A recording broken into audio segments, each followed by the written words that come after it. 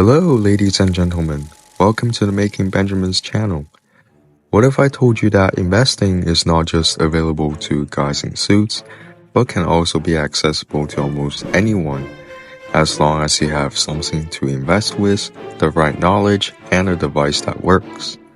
By the end of this video, I will have provided you with a simple roadmap on how to do this, and not try to sell you a $100,000 course. Let's get started. The first thing you have to do is to realize what you are doing with your money. Are you spending it on the iPhone 15 so you can watch this video in higher resolution? Are you putting your salary all in a savings account? Or are you pumping it into an all-or-nothing Dogecoin short? All of these three scenarios have something in common. If you are spending most of your income, you're giving your money away, and if you can't control your urges for consumerism, then you must not want money that much or care to use it to your advantage.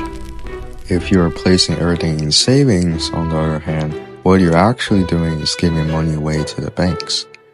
Naturally, they feel bad for you, so they give you a little something in return, which is a little plus what you had initially deposited. Some of you will smile and walk away and go use the money to buy an iPhone, while others of you will be waiting in line thinking, what the hell happened?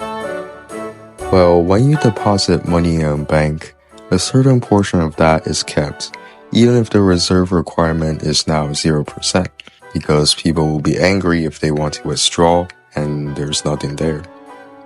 The rest of that money gets loaned out to other customers, in the form of mortgage loans, business loans, or personal loans like a car loan. The bank earns interest from each of these loans that is typically higher than the interest earnings they pay you for your deposits. Money that stays put usually gets beaten up by inflation, and banks know this, so they invest in different types of bonds, equities, and treasury bills, all of which pay them interest, depending on the set percentage for each type. So the bank profits from the difference between the interest they get and what they have to pay you, plus investment returns, and to add insult to injury, they charge you a little fee after, because they had to do all that.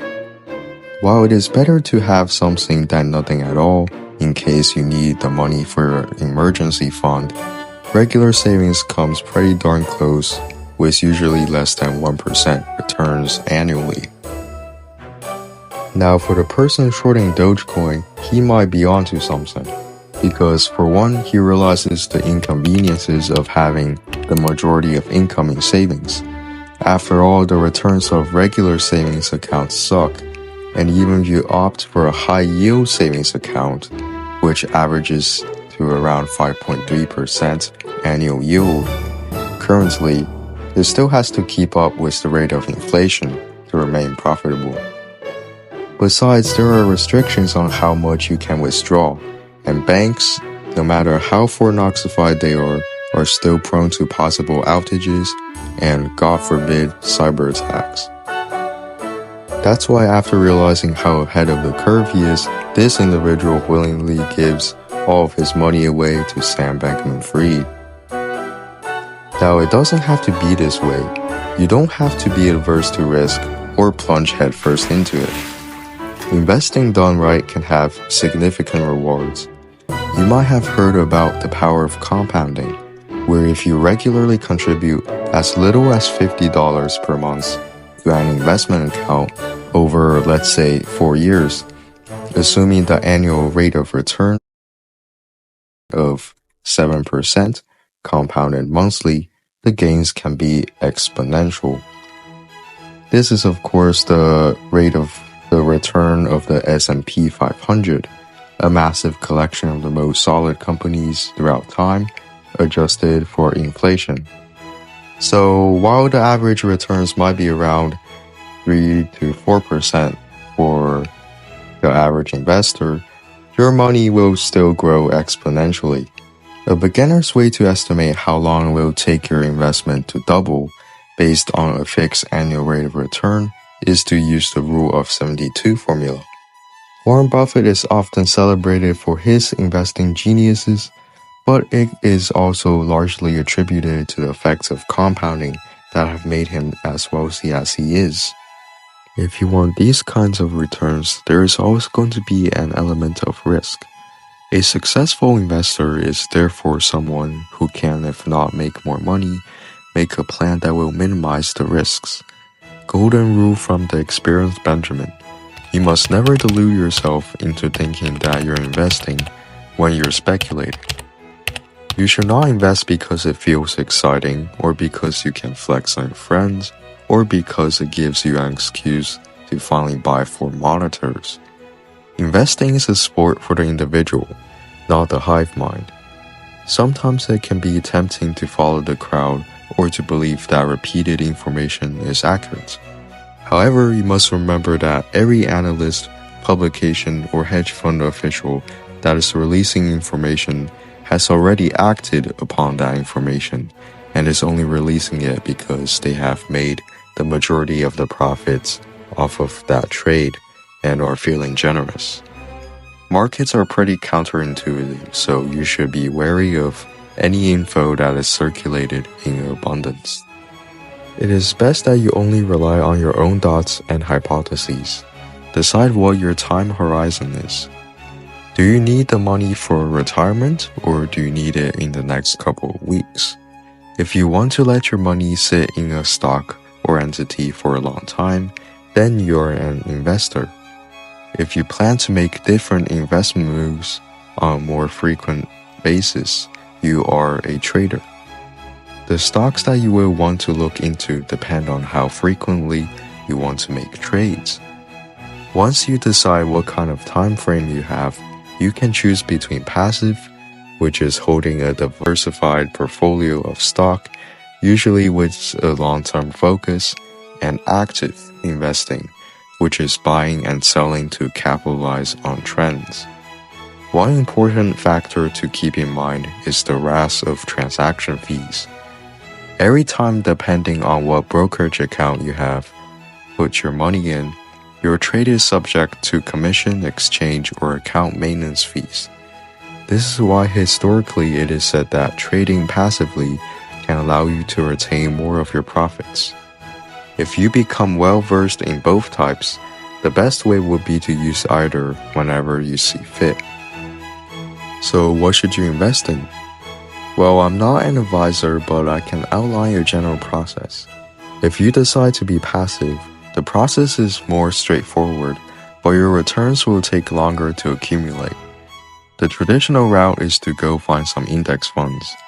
Some good resources to do this are Vanguard, Schwab, and if you want to be more sector specific, you can go on to BlackRock's site, and it will break down all of their different funds on companies that specifically do with AI, medical breakthroughs, etc. Passive investors also invest in companies that already have industry status, such as ones you can think of off the top of your head, like Apple, Microsoft, etc. These are known as blue chip stocks. Nothing is too big to fail, but sometimes the value and the financial stability of these companies are put into more consideration than the price fluctuations, because they are in it for the long run. If you have low tolerance for staying invested with a company through consecutive periods of downs, you can use the method that is known as dollar cost averaging. Instead of buying the shares of a company at one time, you divide the money you want to invest into several purchases that you make on a weekly, monthly, or quarterly basis. If you consistently invest in the same amount irregardless of the stock price, your returns are less affected by any volatile changes in price. Dollar cost averaging is good at what it does, which is give you average results. Besides, the more shares you have in a company, that's your money helping the company, not your money in your pocket. If you want higher returns regardless of the time frame, you might want to consider a more active form of investing. It's a little bit more effort on your part, but completely doable. Remember, there's no quick and easy, only quick and hard. Active investing requires you to research more and to analyze the characteristics of the stock. The key here is to simplify things as much as possible by putting things into categories. Stocks can be categorized into either growth stocks or value stocks. Value stocks are ones that have solid fundamentals but trade at lower valuations compared to other companies in the same type of field. When we talk about value, we typically refer to a company's price over earnings. That is, the company's current price value over its earning per share. And price over book ratios, that is, current price over the book value price per share. You can usually just go on Investopedia or MarketWatch to find these stats. You can also look for the typical ratios for the industry of the stock that you might want to invest in. And if the ratios of the stock are lower than the industry average, it is a value stock. This means that it is likely flying under the radar of most investors and can potentially be profitable if the prices start to match up with the underlying valuation. Because these companies aren't busy trying to reinvest their earnings to rapidly expand, they can allow to pay their investors dividends in the form of money or more shares of company stock as a form of reward and to attract more investors. Growth stocks, on the other hand, are companies that are expanding rapidly compared to industry standards. Amazon, Tesla, and Nvidia are all growth stocks. Growth stocks have high PE and PB ratios, and this can either signal hopes for even more growth or signal that the stock is overvalued. If the growth is justified based on company expansion or new products, then the stock can develop something called momentum. This basically means that if it continues to go up without hitting a price ceiling, that it will continue to go up. And it can be an opportunity to stay invested during that period. If the growth is not justified, then it might be time to look up the company's quarterly earnings and see what's up and trim shares if needed. For the aggressive investor, their portfolio could look something like this. For the balanced portfolio, it could look something like this. And for the more conservative portfolio, it could look something like this. Starting off with 15 or 20% of your income invested is a good range. These are just examples, so you do whatever you want. If you think this process takes too long, then you are missing the point. The point is not about making money as fast as possible. It's about learning and developing your own sound model and strategies. The latter takes longer, but once you train your mind and analysis skills, you will need to do less research later on because you already know what to look for. I actually suggest paper trading first by setting up a simulator on MarketWatch, virtual money you want, and test out your strategies. Every time you make a trade, put in the practice of trying to understand why you picked the stock. It should not just be from a hunch or a revelation from a dream. We will cover more in depth on technical analysis, which can help you with knowing when to buy or sell stock in a future video because of its sheer complexity. There are just about a couple million strategies out there, and for now, as long as you invest rationally, understand what you're investing in, and don't invest in what you can't afford to lose, you will be fine. If you are ever feeling stuck or second-guessing yourself and your goals, feel free to check out my video on strengthening your mindset for financial freedom. This is Making Benjamins.